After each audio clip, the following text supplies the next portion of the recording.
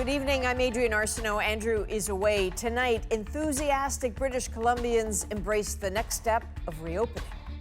It'll be almost like a family reunion, having everyone back. But along with joy, calls for caution. Also tonight, a Saskatchewan town pays respect to a slain RCMP officer. His parents speak with us. You can have nightmares and worries, but then it becomes truth. After consumer complaints, a possible multi-million-dollar penalty for Air Canada, but not in Canada. They're saying a very strong message. And does your makeup list all the ingredients? How else are consumers going to know what's really in their products? New research, big concerns. This is The National. The start of the pandemic 15 months ago left many Canadians holding useless airline tickets for trips they could not take. And as it turned out, waiting for refunds that were slow to come. Air Canada customers in this country got their money back as the airline negotiated a federal government bailout. But today, the U.S. government said those refunds were too slow to come. It received thousands of Air Canada customer complaints. And in response, it is taking action against the airline. Air Canada says it will fight back. Alison Northcott has the details.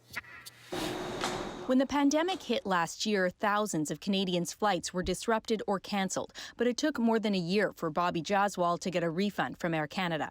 It's really frustrating for a consumer perspective. And I wish there was a little bit more accountability. Air Canada did agree this April to refund passengers for cancelled flights as part of a $5.9 billion aid package from the federal government.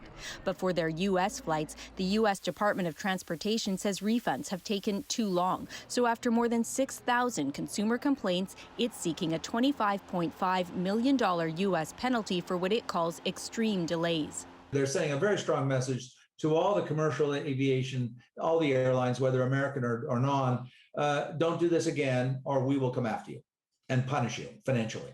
In a statement, Air Canada said it believes the department's position has no merit and said it remains firm on its position and will vigorously challenge the proceedings. We were supposed to fly with Air Canada from Vancouver to Anchorage. Dushan Fayesh got money back through his bank, not the airline, and filed a complaint to the Canadian Transportation Agency and the U.S. Department of Transportation. American government was the only one that was really looking after us. So we are really disappointed. We have many rights on the paper, but when it actually comes to enforcing them, Canadian consumers are left hanging out to dry. This air passenger rights advocate says Air Canada should face consequences here, too. It is one of those cases where the Canadian government missed that lesson, so therefore that lesson is coming from the U.S. government. In a statement, the Canadian Transportation Agency says it doesn't have the authority to establish a minimum obligation for all airlines when it comes to cancellations outside of an airline's control. But it says eligible customers can still apply for refunds from Air Canada for a few more weeks. Alison Northcott, CBC News, Montreal. Let's turn to Canada's current COVID-19 story, which still remains one of anxiety and grief, and sometimes worse. But it is also increasingly a story of optimism, like today in British Columbia. Today, the province entered a new phase of reopening. In this step 2, and for the first time in nearly 2 months, residents are allowed to travel within the province, gather in larger groups, even go to movie theaters, and that is thanks to high vaccination rates and low case counts. Last week, the province averaged about 130 cases per day. As Katie Nicholson shows us, people in BC are not waiting to take advantage of their new freedoms. Hi. A day of happy reunions. Lance Bennett builds a workout for people he hasn't seen in 15 months. It'll be almost like a family reunion, having everyone back. Class sizes for indoor gyms expanded, not to full capacity, but close. Weights, not the only thing being lifted today. Gone now is the regional travel restriction. British Columbians so keen to get out and about within an hour of the announcement Monday, BC Ferry's website crashed. But outside visitors are going to have to wait. We're going to welcome you down the road, but not today. If you don't have business in British Columbia, it's our preference that you stay where you are. This is one of my new favorite ones from a friend in Nanaimo. In this Vancouver Island store, there is excitement, but also anxiety about an influx of people and whether they'll stick to the rules. We do face hostility. We've had people throw masks at our plexiglass, and people that look distinguished, like they would have better manners than that. As of today, groups of 50 can now hang out outside, and banquet halls and cinemas can open with 50-person capacities. A concern for some tracking the highly transmissible Delta variant. That's the worry, is if we relax any more than where we are now, we're going to start to see a spike in cases. But at the Rio, an independent cinema which briefly switched over to operate as a sports bar to stay open, no fear about what today brings. I'm not really concerned about it because I feel that we have been operating safely throughout this entire pandemic. We haven't had one incident. And especially now with so many people vaccinated. More than 75% of adults in this province have had at least one shot. At that rate, this theater could see a full house by summer's end. Okay, Katie, so you can feel the excitement coming from that province now, but clearly this is just step 2. What's next? You're right, joy, but also anxiety, because so much hinges on what happens. How will today's loosening of restrictions affect those Delta variant numbers that are still in this province? All the other variant numbers have trended down. That one's been holding steady. So the question is, are they going to be able to move to step 3 in 2 weeks? That's supposed to include the reopening of casinos and nightclubs, and even changes to the mask mandate so that masks won't be mandatory in all situations. So will BC be able to move to that step 3 on Canada Day? That's what the next 2 weeks is going to be all about. Adrian? All right, Katie, thank you. Nova Scotia is also moving forward with its gradual reopening. The province will enter phase 2 of its 5-step plan tomorrow. Restaurant dining and informal gatherings of up to 10 people will be allowed to take place indoors. Businesses like hair salons and spas can offer all services by appointment only. And as for travel in and out of the province, parts of the so-called Atlantic bubble will reopen next Wednesday. Newfoundland and Labrador will allow residents within the region to enter without having to isolate. PEI will allow some approved travelers who will have to apply to come in. And New Brunswick says it will allow travel from some parts of Atlantic Canada as of midnight tonight, and the rest of the region in the coming days, depending on those vaccination rates. So while the pandemic recedes in parts of the country, the James Bay community of Kashechewan is dealing with a devastating surge in cases affecting some of its youngest residents. And as Olivia Stefanovich explained, some say Ottawa has been far too slow to react. Much needed relief for a Cree community in the grip of a COVID-19 outbreak, fueled by the Alpha variant. I believe a lot of people are scared, just like me, afraid to lose our people. About 1 in 10 members of this remote James Bay First Nation are sick with the virus. The vast majority unvaccinated kids, the youngest a 2-month-old baby. It's an overcrowding issue. The chief says it's not unusual for up to 20 people to live under one roof in Kashechewan, allowing the virus to spread quickly, even shutting down the grocery store. It's sad. I'm angry. Everyone, including the Grand Chief for the region, is in lockdown. He says he wants an inquiry to find out why Ottawa didn't react sooner. It's their policies and regulations and the mentality that we know what's best for you. COVID does work faster and move faster than government, but we've done our absolute best to be quick to respond. The Minister of Indigenous Services says discussions are underway to possibly deploy the military. Kashechewan has got pretty much a quarter of the active cases in Indigenous communities right now. We're dealing, I think, with the worst case scenario. The new Democrat MP for the area wants the federal government to do more. We need to investigate what it means to have COVID running in such high numbers in little children and in babies. Canadian Rangers are already on the ground. The government is also sending isolation units and more healthcare workers. Are you going through, and I'll be praying for you guys.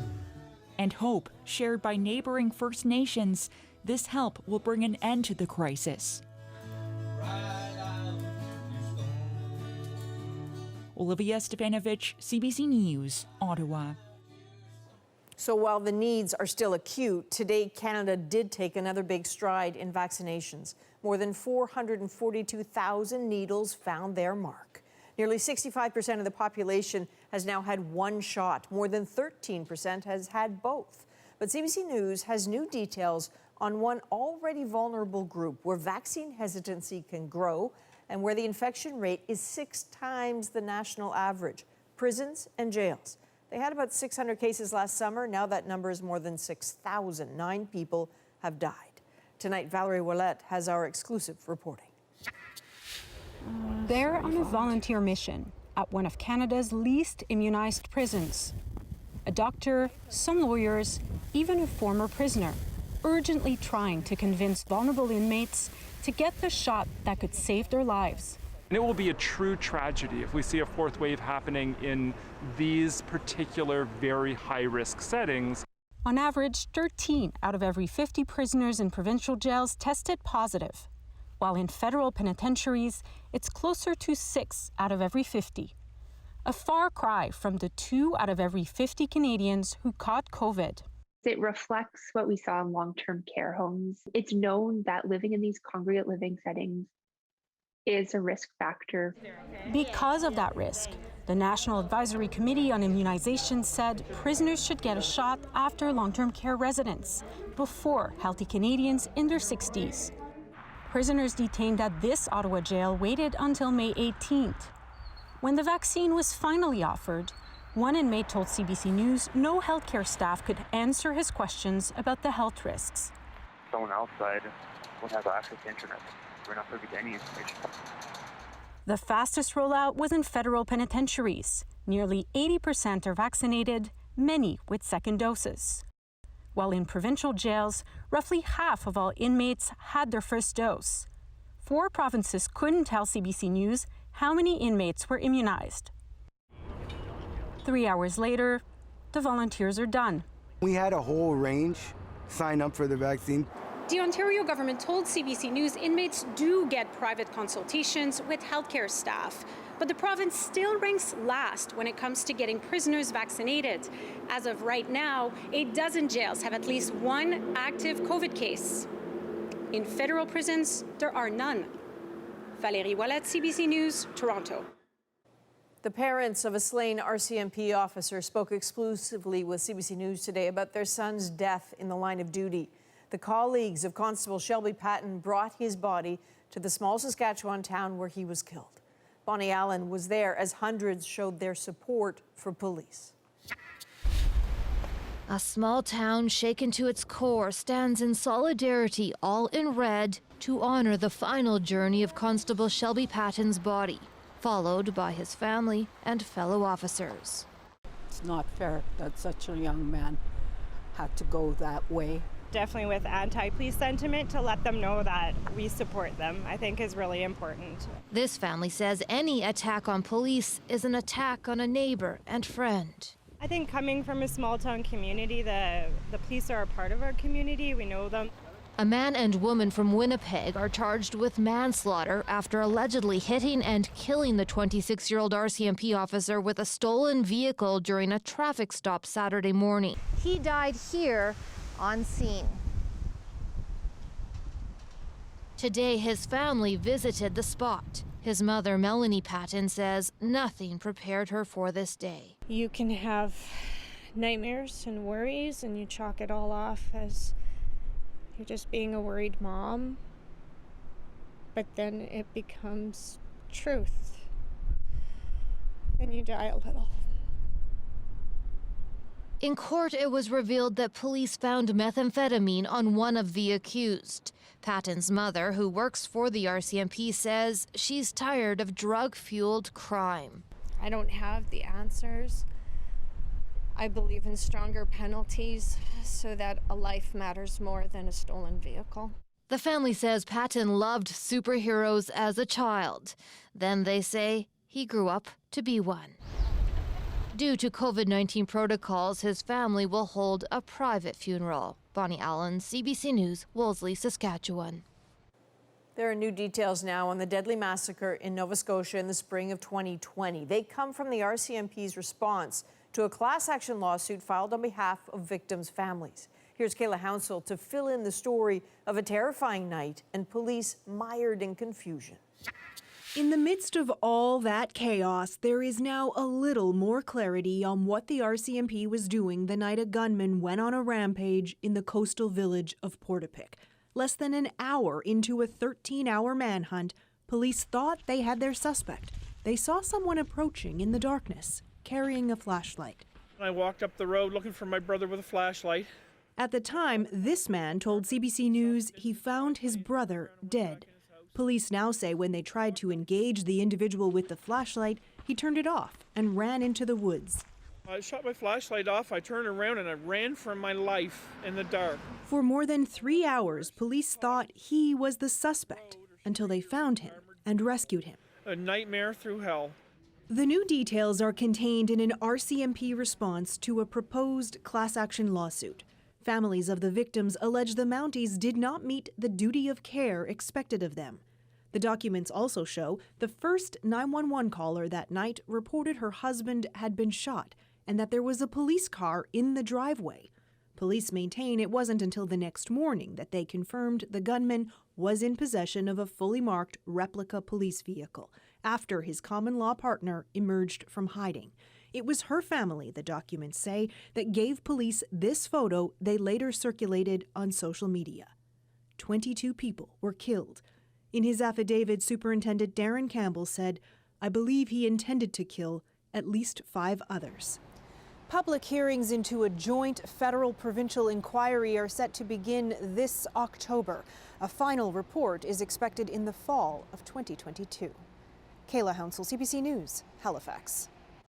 The federal Liberals are poised to make changes to Canada's Official Languages Act with some big implications for Quebec. The changes have little chance of being passed by Parliament anytime soon, but as Rafi Boudjikanian explains, some say the timing has everything to do with politics. The government says the rules around Canada's official languages are rusty and it's time to update them. French and English are at the heart of who we are as a people and as a country. Recognizing French as Quebec's official language and codifying New Brunswick's bilingual status, making sure federally regulated employers offer workers and customers service in French if they want it. I've had in my numerous mandate letters the mandate to table a new official languages act. But why now, just 7 days before the House rises for a summer break? For months, the language debate has been simmering again in vote-rich Quebec. Its provincial government is working to update its own French language protection law, and it's popular. The Liberals want to show that they care about French. So that's the message that they are sending today. In the 2019 federal election, a resurgent Bloc Québécois captured 30 seats. But recent polls suggest the Sovereignist Party is vulnerable now, down about 5 percentage points. Ne sera qu'une assez primaire propagande. Today, the Bloc called the new legislation propaganda, says it won't pass in time, and wants a symbolic vote about Quebec's legislation. People have to know who stands for what. The Liberals say it doesn't have anything to do with an election. We're a minority government, and if the opposition decides to go into elections, that's their call. Jolie, the Liberals' campaign co-chair, said today if there was an election and the Liberals returned to power, she'd reintroduce the law. Rafi Boudjikanian, CBC News, Ottawa. A chemical widely used in long-lasting makeup can be harmful, but is rarely listed. How else are consumers going to know what's really in their products? The common ingredient that could be putting your health at risk. Plus, taking social distancing to the next level. We feel very isolated and very, very remote. 2 women spent their pandemic surrounded by ice and no electricity, all for a good cause. And a $5 bargain find is about to sell for thousands. turning it over and reading the label, it was even more exciting for her. We're back in 2.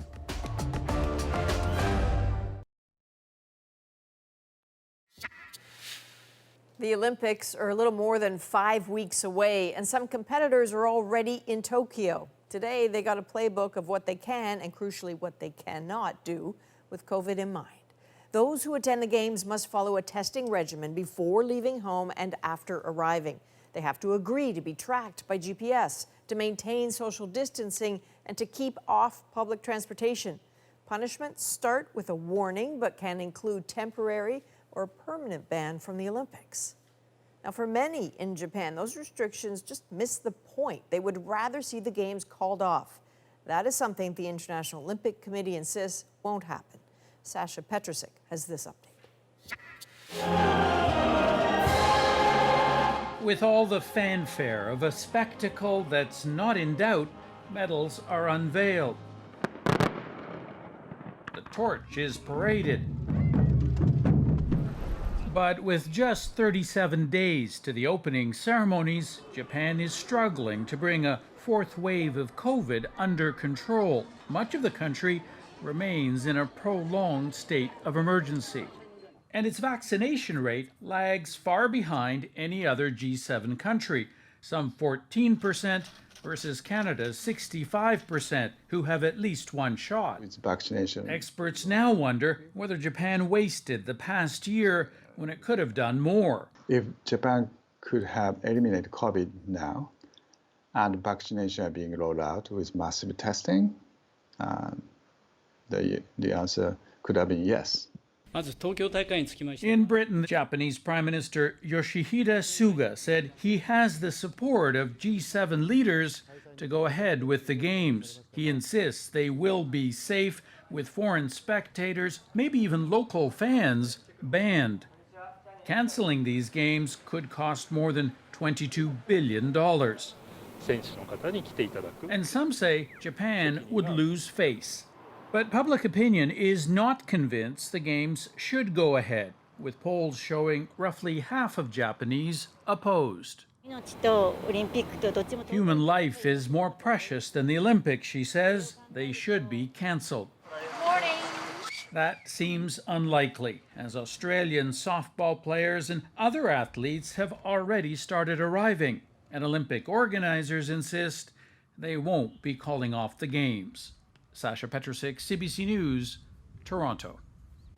Severe drought has swept across the southwestern U.S., and a heat wave is only adding to the trouble. People are worried about the threat of dangerous wildfires. And as Katie Simpson tells us, one official has even asked people to just pray for rain. Extreme heat and a lack of rain have created the ideal conditions for wildfires to ravage swaths of California. Authorities fear things will get worse, as this is just the start of another long stretch of hot, dry weather. We're seeing fire conditions that we would normally see in August, September, October, just because of the drought conditions and the heat. Right now, parts of 7 southwestern states are experiencing what is known as exceptional drought, the most severe category of dry conditions. And in some of those same places, roughly 50 million people are about to endure temperatures well above 40 degrees Celsius. So we do have abnormally high temperatures forecast this week, and some records could be broken. Nevada's Lake Mead is already at historically low levels, leaving bathtub ring markings along its shores. The consequences of this could be severe, as it is a major source of power and water for parts of the Southwest. We are looking at the possibility of declaring shortage in the lower basin for the first time ever. In Utah, conditions have been so dry, the governor asked people to pray for rain. Critics say instead this should be a starting point for a difficult but urgent conversation. The question is, are state leaders willing to accept that this is not a short-term drought, but that this is long-term climate change? Drought conditions in the U.S. haven't been this bad in about a decade. Back in 2011, southern states experienced one of the hottest and driest summers on record.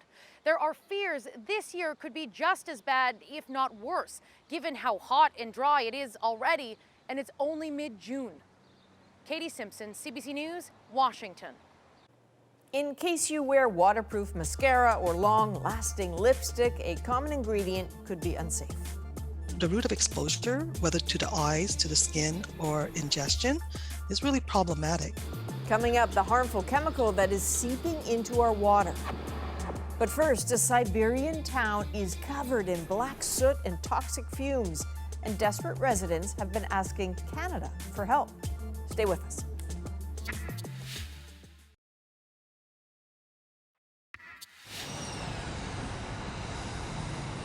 And that is U.S. President Joe Biden arriving in Geneva today ahead of his meeting tomorrow with Russian President Vladimir Putin. The two leaders are not known to have a warm relationship, and what happens at tomorrow's talks is eagerly anticipated. The meeting comes against a backdrop of growing repression and economic decay in Russia. Chris Brown recently visited a Siberian coal town where life has been so difficult that 2 years ago, residents pleaded for help from Canada. Since then, in almost every way possible, their lives have only gotten worse. Life in the Siberian coal town of Kiselyovsk is dirty, dangerous, and deadly. Enormous black holes of open-pit coal encroach into neighborhoods. Families live on the edge.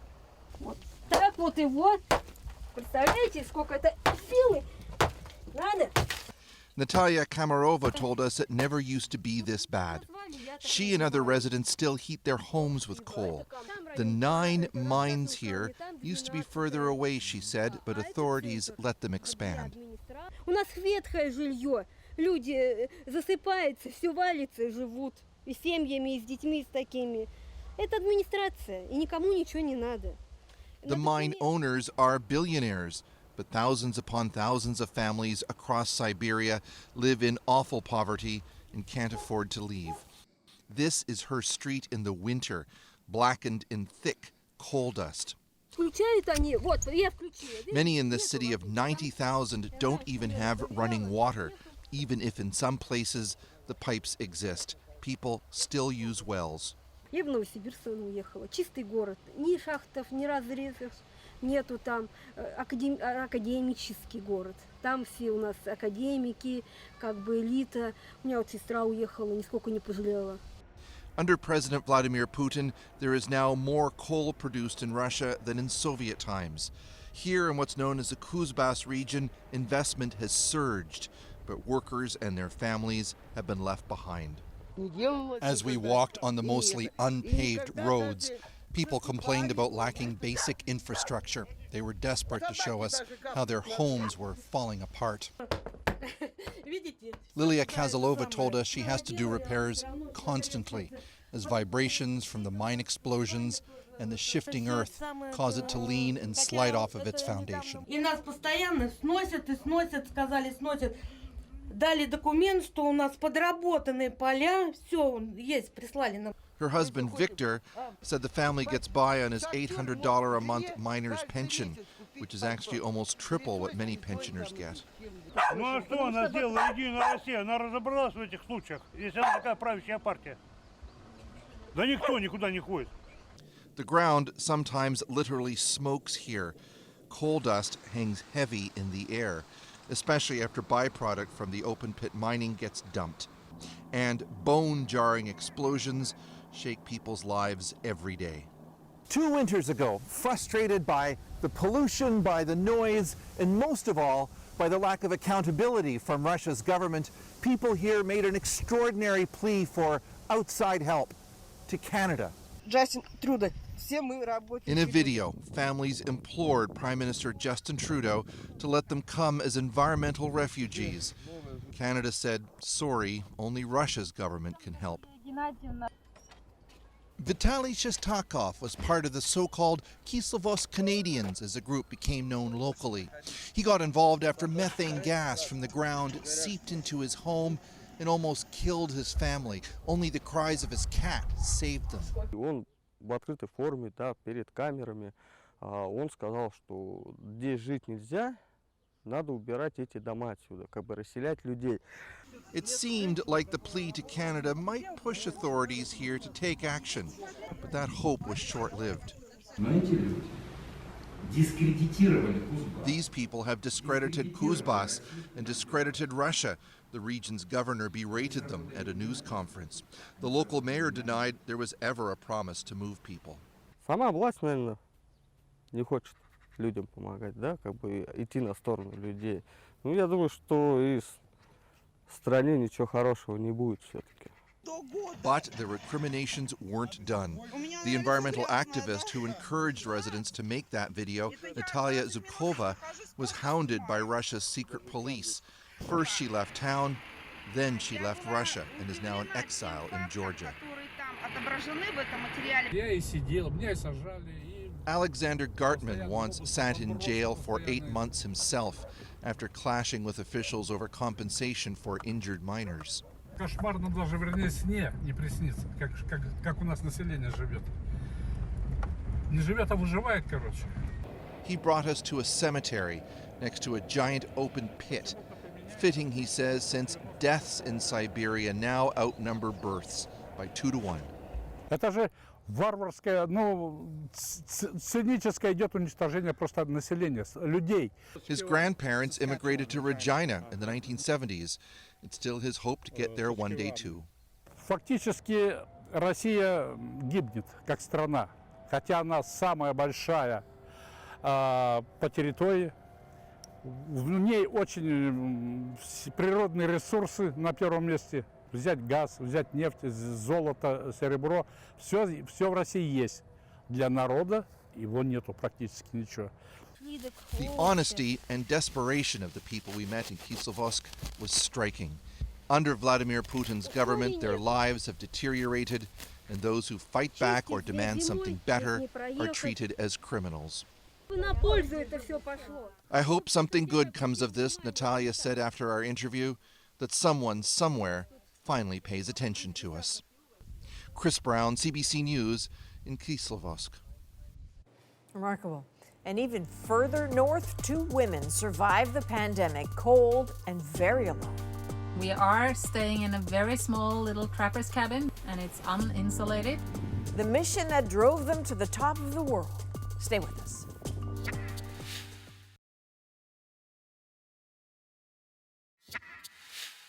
We have all known some kind of isolation during the pandemic, but for 2 women, 1 Canadian and 1 Norwegian, both researchers, this is what isolation looked like for them. 18 months in Norway's most northern region.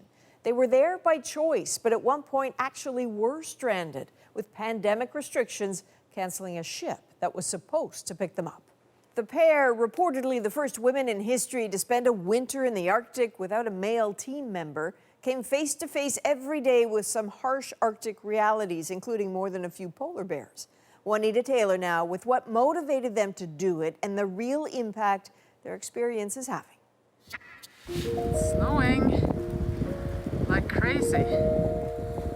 We have nothing to gain by this. Citizen science piece is not a paid gig. We're up here because we're doing something that feels meaningful, purposeful, and we love it. Close to the North Pole, on a small island in Norway, 140 kilometers from the nearest community by snowmobile, is where 2 women called home for 18 months. And we are staying in a very small little trapper's cabin built in 1930, and it's uninsulated, no running water or electricity, so we have solar and wind power. If you were to sort of be where we're sitting right now and look around 360 degrees, you would see nobody and nothing except wildlife, mountain ranges, ice, and then the open fjord since the ice is gone. We feel very isolated and very, very remote. We first connected with Sunniva Sorby from British Columbia and Hilda Falunstrom of Norway in April at this trapper's cabin.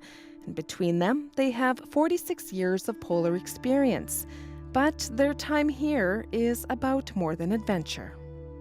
We're self-described citizen scientists. It's actually a name that was adopted by NASA. We don't have PhDs, but we are willing to work with the scientists to actually collect data for research that they're doing. Climate change are happening twice as fast up here in the Arctic than in the rest of the world, so we are sort of climate witnesses. Witnessing changes to ice conditions, animals, and the atmosphere, and giving that data to 9 different organizations, including the Norwegian Polar Institute and NASA. So much of what we're doing, people can't really see. It's like we're collecting things that normally you wouldn't observe if you're just passing by, but over time we're able to see the changes. Here's a drone coming down from its pre-programmed flight. Sponsors provided the pair with specialized equipment to track those changes, including a drastic one, the loss of sea ice. Right now there's absolutely no ice. We've had such a warm winter, much more rain. We didn't have rain at all last year, and all this makes challenges for the wildlife around here, especially seals, polar bears, and reindeers. Not only are they watching the wildlife, they're watching out for wildlife. They've had nearly 90 polar bear sightings from their cabin and a couple of close calls. You never think you're actually going to meet a polar bear and look it in the eye. And it was just another regular evening where we're going outside to look for the northern lights. And I went outside and I apparently startled the polar bear, who was just right in front of me and stopped for what felt like a full minute. And my heart was immediately in my throat. And I looked at this thing and it's just in awe. I mean, it's absolutely a beautiful, magnificent marine mammal. And in the same breath, it was just horrifying that I was standing 2 meters away from this polar bear. I'll never, ever forget that. My question is, what is the smallest polar bear that you've seen? This cub we saw in April last Hilda and Sunniva are also inspiring thousands of students with their story at virtual gatherings like this. Just hearing about their passion for the project is really just inspiring and creates a lot of ambition for young people like me. Paloma Ruiz de la Orden is 16. She attends Trafalgar School for Girls in Montreal.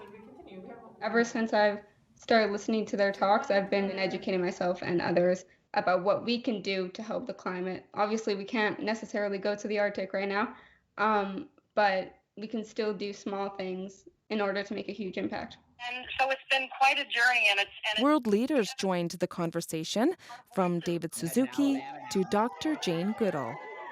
So much information is collected with citizen science. As you can tell, they're really excited, and you've definitely inspired the next generation. And I think when you involve children, it's so desperately important to help them understand the natural world.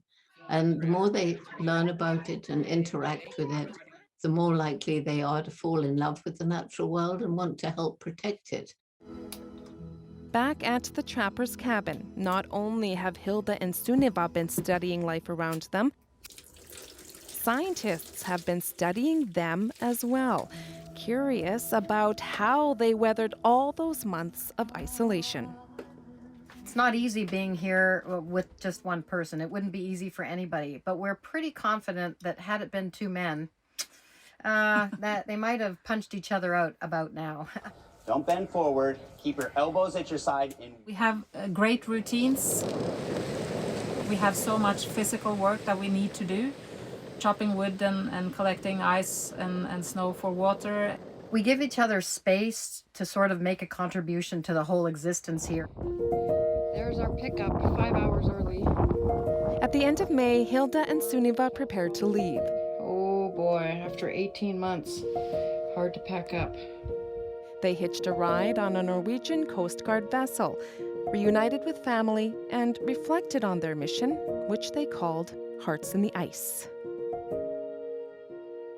None of us are smart enough to solve the problems of the world, but together, if we collaborate and we leverage each other's skills and interests and abilities, we're able to actually move as communities forward. The heartbeats, the collaborative part of our project, has been the success. The women are already thinking about their next adventure, being citizen scientists in the Canadian Arctic. Juanita Taylor, CBC News, Yellowknife. Fantastic. And new Canadian research has uncovered a toxic chemical in our makeup. It's in our blood. How is it getting there? What are the major routes? Why it's affecting more than just those who use it. Stay with us.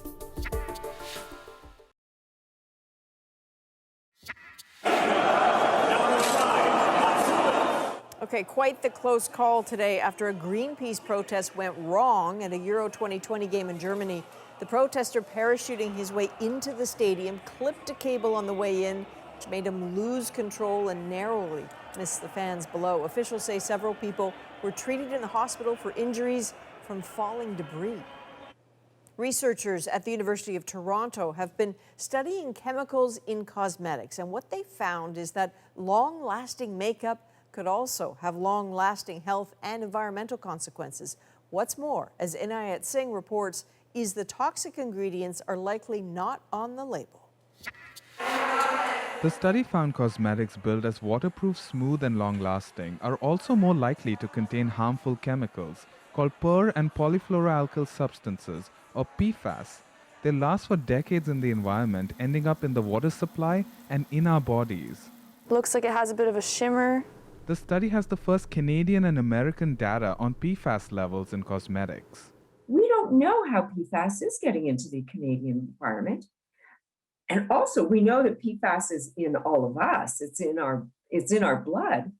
How is it getting there? Over half of the 231 products tested had high fluorine levels, indicating the likely presence of PFAS chemicals. Let's start with the mascara. Waterproof mascara, foundation, and liquid lipstick had the highest levels. Some advocates are calling for a ban. These products are used by women and possibly young women or young children. You know, that the route of exposure, whether to the eyes, to the skin, or ingestion, is really problematic. Of 17 Canadian products, only one listed PFAS in its ingredients list. I like that brownie pink lip combo, which concerns beauty influencer Haneen Al-Soheli, who relies on ingredient lists to recommend products to her clients. It does increase mistrust in terms of how else are consumers going to know what's really in their products and what to avoid. Some PFAS have been associated with serious health problems like cancer, obesity, and decreased fertility. Citing the new research, today U.S. lawmakers did introduce a bill to ban PFAS in cosmetics. In Canada, the federal government is in a 2-year process seeking input on changing its regulations on PFAS. Inayat Singh, CBC News, Toronto. Next on The National, the best kind of thrift store find. This painting was actually in that area. She paid $5 for it. Well, how a cheap painting turned out to be a David Bowie masterpiece. Next in our moment.